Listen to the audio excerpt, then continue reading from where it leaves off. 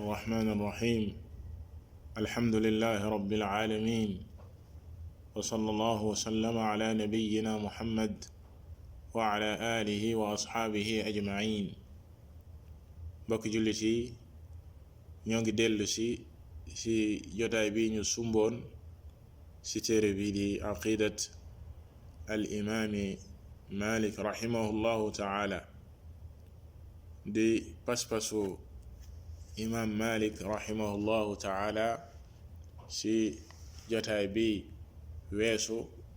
nga xam ne moo doon laytaay wi ñu tënkoon ci juróomi tomb yoo xam ne bëggoon nañ koo leeral ñu jaaroon ci ñett ya ñu waxoon ne ñeenteel ba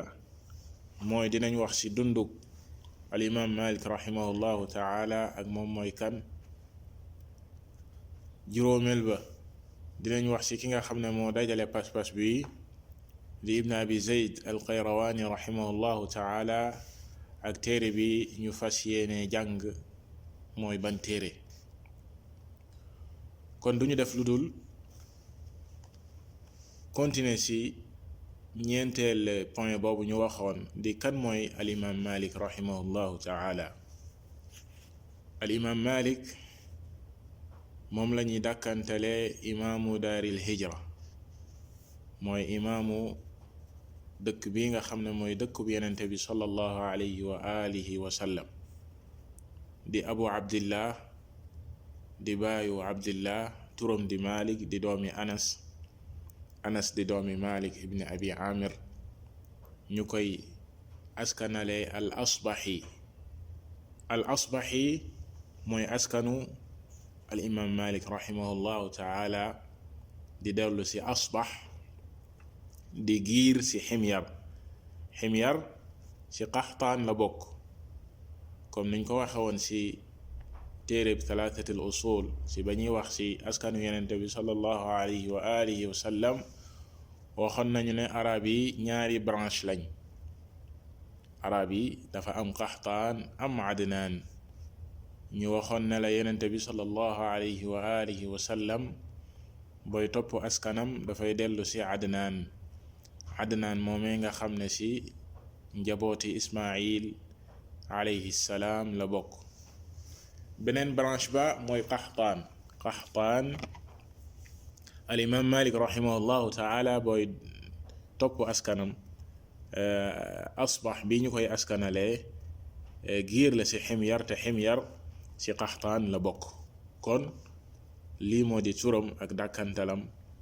ak askanam. al imam Malik rahimahullahu ta'ala mi ngi juddoo Madina, di dëkkub yenente bi sallallahu alayhi wa alihi wa sallam. wuute nañ nag ci man at la judd, ci diggante année 90 ba 97, am na ay wax 90 ba 97 ci gàddaay gi man at la ci judd, donte ne alqaadi Iyaad rahimahullahu ta'ala moom li mu tànn ak li mu wéral mooy ne al imam Malik rahimahullahu ta'ala mi ngi gane àdduna année 93 ci gàddaay gi, ak boroom xam-xam yu bare bari loolu lañu saxal. moo tax alqaadi Iyaad rahimahullahu ta'ala di wax ni wal ashhar فيما روي من ذلك قول يحيى ابن بكير أن مولده سنة 93 من الهجرة. من li gën a siiw ci lañu solo ci kañ la imam Malik juddu mooy la Yahya ibn Bukayr daal di wax ne mi ngi juddu ci année 93. kadhalika al-Hafiz al-Dhahabi rahimahullahu ta'ala loolee la wéral mu ne mawlidu Malik ala al-asah في سنة 93 عام موت أنس خادم رسول الله صلى الله عليه وسلم. الحافظ الذهبي رحمه الله تعالى نينا li gën a wér mooy ne année 93 ci gàddaay gi ci la al imam Malik rahimahullahu ta'ala juddu. at moomee nga xam ne ci la saxaabi bu mag bi di Anas ibn Malik di xaadim rasulillahi sallallahu alayhi wa sallam ci at moom mu faatu ci la Malik judd. al imam Malik rahimahullahu taala juddoo si famille boo xam ne bu siiwoon la si wàllu xam-xam, joxoon yitte xam-xam, bari woon ay boroom xam-xam, ndax baayam di Anas ibni Malik si taabii taabiin ya la bokkoon si ñu doon solo xadiis moom Anas ibni Malik. bàyyi xel nag bokkul ak Anas ibni Malik ma li nga xam ne mooy saxaabi kii taabii la, ndax ñenn ñi yenn saay ñu lay laaj, waaw dañ naan Malik ibni Anas ibni Malik, léegi lan la Anas boobu ndax moom mooy Anas ibni Malik bale? déedéet, kii taabii la di maamu di bàyyi imam Malik. Anas male di Anas ibni Malik di xaadim rasulillahi sallallahu alayhi wa sallam, saxaabi la. kon bàyyu imam Malik si taabiin la bokkoon, daan na solo xadis al imam Malik rahimahullahu taala, solo na jëlee si moom. kadalika sëriñam bi di az-Zuhri ibn Shihab solo na jëlee si bàyyu Malik. ñetteeli maamam di maami baayam kadalika di Malik, tudd Malik kunyatu Abu Anas, ñu ko daan dàkkantalee Abu Anas. moom si kibaari taabiin yi la bokkoon, maanaam ñi jànge woon si saxaaba ya, seen mag ña si ñoom, ñi nga xam ne saxaaba yi ñoo leen jàngal. maamu imam Malik mii nii di Malik si ñoom la bokk, ndax solo na jëlee si Umar ak Talha ak Aisha ak Abi Hurayra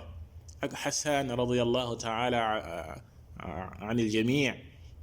moom maami imam Malik bii nii solo na jëlee si saxaaba yi. kadalika maamam bi ñu naan Abu Amir di ñaareeli maamam bi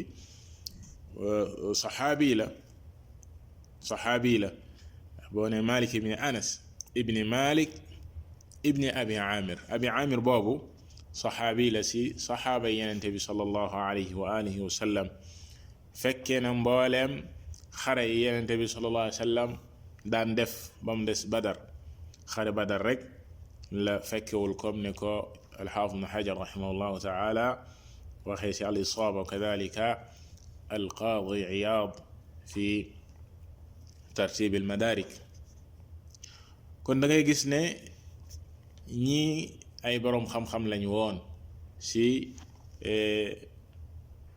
famille al imam Malik rahimahullahu taala. amma yaayam di Aaliya binti Sharik ibn Abdirahman nekkoon jigéen ju baax, jigéen ju bari ngëneel, amoon jeexit,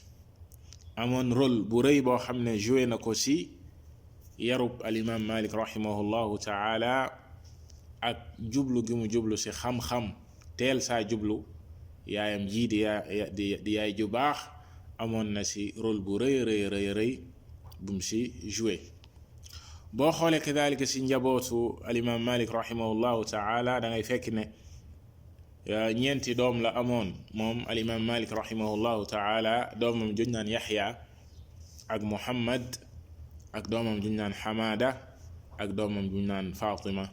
ummul Baha. nettali nañ ne Yaxya mii di doomam ak Fatima ñoom ñaar dañoo mokkaloon téereem bi daal Muwatta. kon nga gis kër gu xam-xam, nga gis famille boo xam ne famille bu yittee xam-xam la,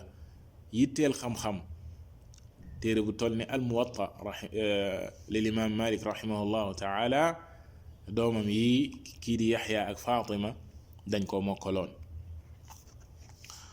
kon loolu moo aju si famem moom al imam Malik rahimahullahu taala. ak sosoom nag si wàllu xam-xam, ku teeloon a jublu si xam-xam la, jublu si sàkku xam-xam si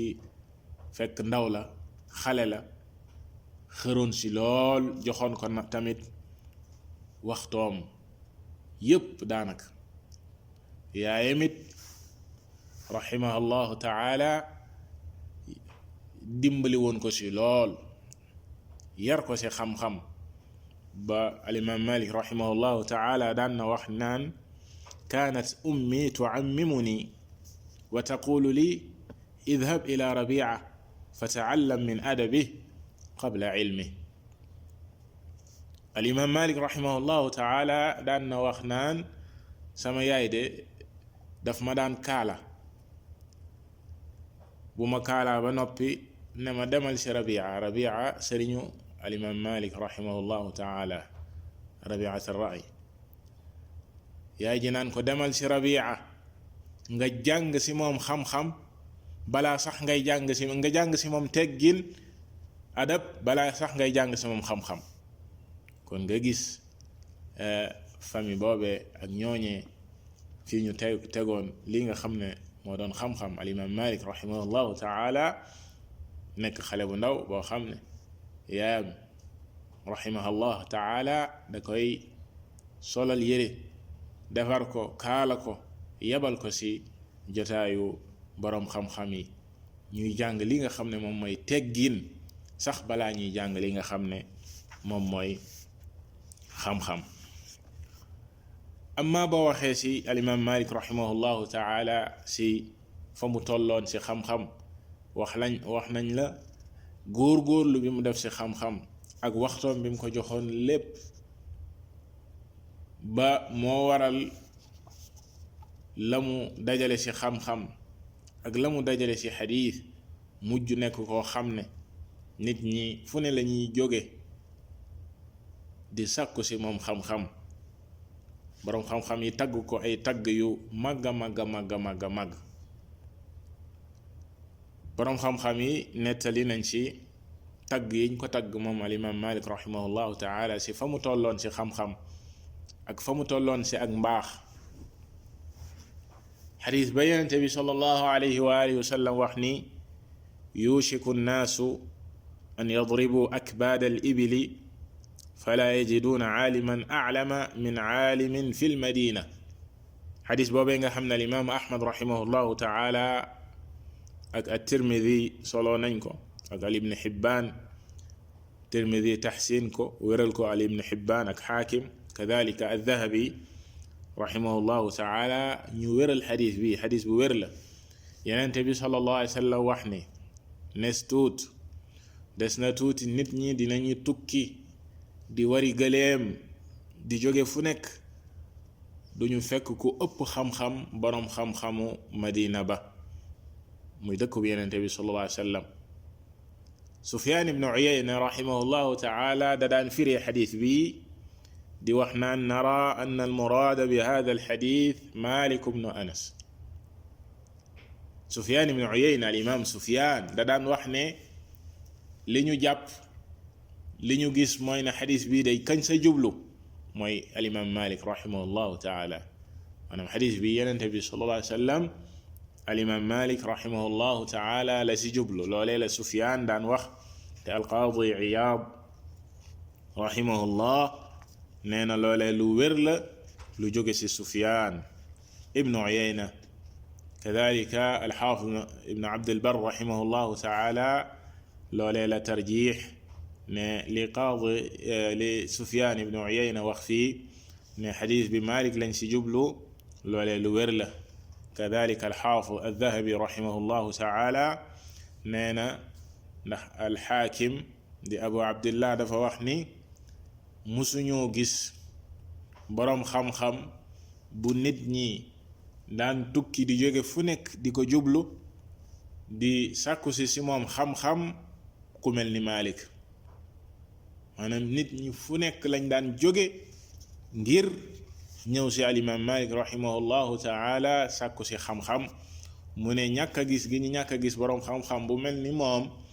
si nit ñi jublu gi ñu koy jublu di tukki di jóge fu nekk moo tax boroom xam-xam yi firee ne kon xadis bi moom lañ si jublu, xadis bi moom lañ si jublu. bokk na si tagg yu màgg yi ko boroom xam-xam yi tagg moom alimam Malik rahimahullahu taala la alimam Abdullah ibn al-Mubarak rahimahullahu taala wax ne law qiila lii ixtar lil ummati imaama ixtartu laha Malika. alimam ibn al-Mubarak rahimahullahu taala dafa wax ni buñ ma waxoon ne tànnalal xeet wi benn njiit, benn imaam, mu ne Malik lay tànn. alimaamu Ahmad ibn Hanbal rahimahullahu taala dafa wax ni Malikun sayyidun min saadaati ahli al-ilm wa huwa imaamun fi lxadiisi walfiqh wa man mithlu Malik muttabiun li aathaari man madaa maa aqlin wa adab. alimaamu Ahmad rahimahullahu taala dafa wax ni alimaam Malik de Malik sang la ci sangi boroom xam-xam yi, imaam la, njiit la ci xadiis, njiit la ci fiq. ana ku mel ni Malik daan topp ci yoonu ña ko fi jiitu woon, te imaam Malik ñu ko jiitu woon mooy taabi'un ya ak saxaaba yi. maanaam alimaam Malik rahimahullahu taala dafa jaaroon ci yoonu gaa yu baax yooyee, teg tànkam fañ ko tegoon. nee na ana ku mel ni Malik daan jaar ci yoonu ña ko fi jiitu woon, ànd sek xel mu mat sëkk ak adab ak yar rahimahullahu taala. bokk na ci tagg yu màgg yi ko boroom xam-xam yi daan tagg la al imaam Yaxya ibn Ma'in rahimahullahu taala wax ci moom ne kaana Malik min xujaji llahi ala xalqih, di wax ju màgg ne al imaam Malik dafa bokkoon ci lay yi yàlla subhanahu wa taala wàcce ci xeet wi. al imaam Malik lay la ci xeet wi, lay la maanaam ku mel ni Malik bu amee ci xeetu lislaam, xeet woowee amatuñu lay ci kanamu yàlla subhanahu wa taala, ndax nekk na koo xam ne ñëw na di tracé waat la fi yenente bi sallallahu alayhi wa alihi wa sallam bàyyi woon, la fi saxaaba yi jàngale woon, mu donn leen ci xam-xam, taxawee ko na mu gën a matee. looloo tax mu ne lay la ci xeet wi rahimahullahu taala. alimaam Malik rahimahullahu taala mi ngi génn àdduna ci weeru rabiin al awwal, di weeru gàmmu, atum 179 ci gàddaay gi, ci atum téeméer ak juróom-ñaar fukk ak juróom-ñeent ci la génn àdduna rahimahullahu taala ci juróom-ñetti fukk at ak juróom-benn, maanaam ci 86 ans. bi mu amee 86 ans moom al imam Malik rahimahullahu taala ci la génn àdduna. ñu denc ko fii ci al Baqi' di armeeli al Madina. Baqi' mi nga xam ne fa lañ denc saxaaba yu bari, al imam Malik rahimahullahu taala foofee lañ ko denc. kon mbokki jullit yi, loolu moo aju woon ci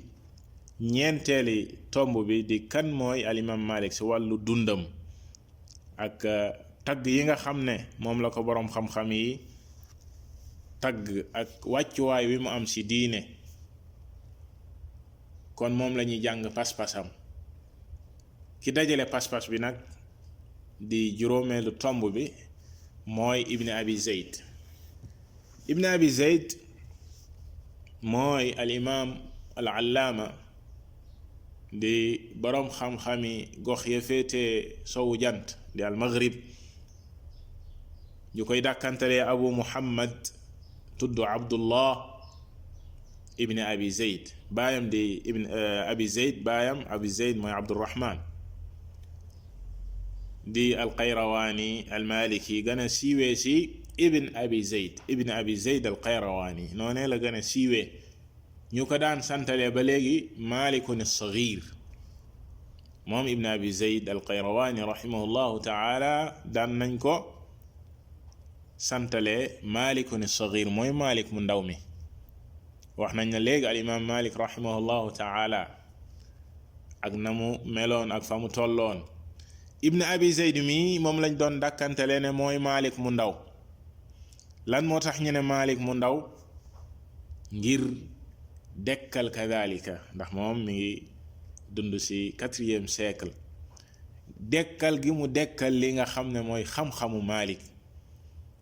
ak dajale li nga xam ne mooy xam-xamu Malik, segg ko bind ay téere yu bare bari ci yoonu Malik, waaye ci ngiru Malik, waaye mu jaaroon ci yoonu al imam Malik rahimahullahu taala ci aqida, ci pas-pas ak ci fiq. moo tax alqaadi Iyaad rahimahullahu taala wax ci moom ne xaaza riasata addiini wa dunya. wa ruxila ilayhi min al aqtaar kii di ibn abi zayd al qayrawaani rahimahullahu taala amoon na li nga xam ne mooy njiitu diine ak àdduna fu ne lañ daan jóge di tukki di ko fekk si di jàng si moom wa kathura al axiduuna anhu ñu bari jëlee nañ si moom jànge si moom mu ne wa huwa alladi laxasa al madhab mooy ki nga xam ne moo tënk ngiru Malik rahimahullahu taala al imaamu Dahabi rahimahullahu wax na si moom ne kaana axada man baraza fi l ilm moom ibn abi zayd al qayrawaani rahimahullahu taala bokkoon na si ñenn ñi gënoon a feeñ ci xam-xam siiw lool feeñ wa kaana rahimahullah ala tariqati salaf fi l usul booleeg ne moom dafa jaaroon si yoonu as-salaf si li nga xam ne mooy pas-pas yoonu as-salafu saalix si la jaaroon moom ibn abi zayd al qayrawaani looloo waral ñuy jàng téeréem bi mu dajale si pas-pas ahlu sunna wal jamaa nga xam ne nee na si la Malik nekkoon kadhalika téeréem bala di ar risala comme ni ñu leen ko waxee woon si jotaay bi weesu nga xam ne dañ koy jàng sunum réew ñu baree bare di ko jàng si majalis yeeg si daara yi risala boobee nga xam ne si fiq la lam sa jiital buntu la bu màgg si pas-pas buntu la bu màgg si pas-pas kon dafa jaaroon si yoonu as-salafu saalix si al usul wal furu si pas-pas balaa sax fiq kañ la faatu mi ngi faatu 386 wax naa la sànq ne mi ngi dund si 4e siècle ndax mi ngi juddu 310 atum ñetti téeméer ak fukk si gàddaay gi si la juddu moom ibn abi zayd al qayrawaani rahimahullahu taala mi ngi faatu 386 ñetti téeméer ak juróom-ñett fukk ak juróom-benn si gàddaay gi nga xam ne dund na juróom-ñaar fukki at ak juróom-benn rahimahullahu taala kon kii mooy ibn abi zayd al qayrawaani rahimahullahu taala moo ñu dajaleel pas-pas bi ñu tuddee aqidat l'imam Malik rahimahullahu taala mi ngi ko indi si téeréem boobee muy tuddee aljaami fi sunani wal aadaabi wal maghazi wa taarix noonee la tuddee téere bi téere la bu dajale si wàllu sunna ak i teggin ak i geer yi yenente bi sallallahu alayhi wa sallam daan def al maghazi buñ ko waxee mooy dund yenente bi sallallahu alayhi wa sallam mooy siira ak sax taarix mboolem li nga xam ne histoire la si lislaam téere bi comme ni mu ko tuddee jaami' la téere bu dajale la lu bare waaye lam sa jiital buntu la boo xam ne daf koo tuddee baab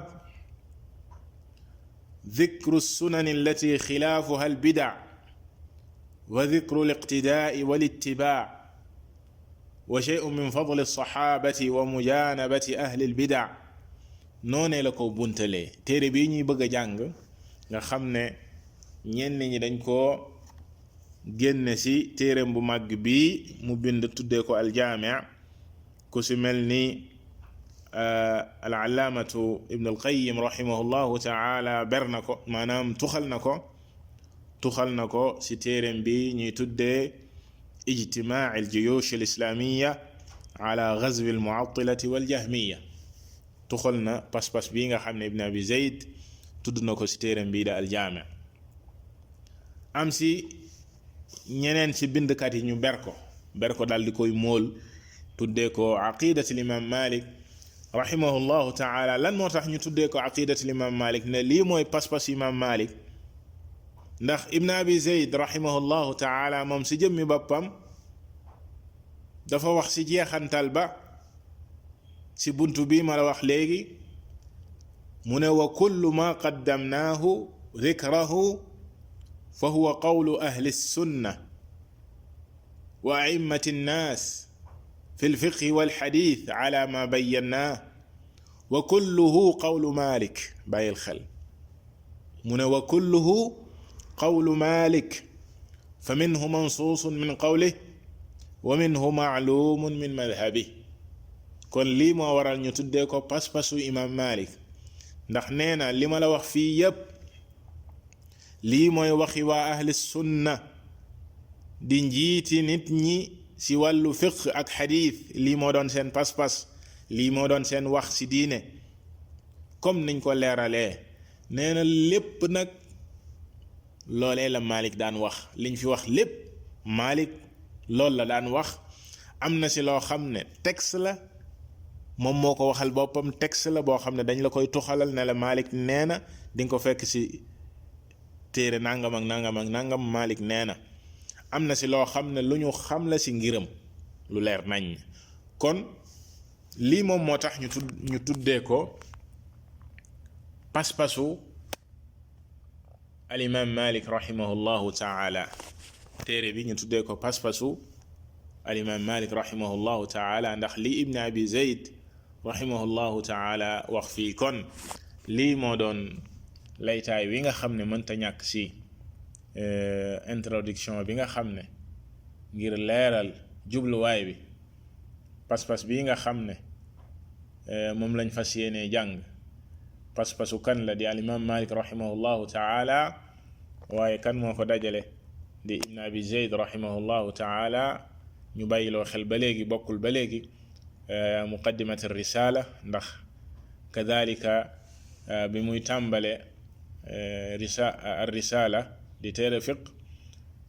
daf saa jiital buntu bu am solo ci wàllu pas-pas comme nii nga xam ne téereem bii di aljaami' fi sunani wal aadab mu jiital ci buntu bi ma la wax léegi di buntu bu am solo di buntu pas-pasi ahli sunna wal jamaa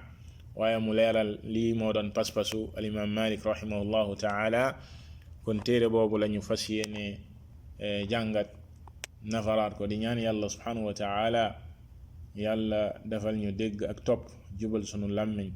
wallahu taala a'lam wa sallallahu wa sallama ala nabiyyina muhammad wa ala alihi wa ashabihi ajma'in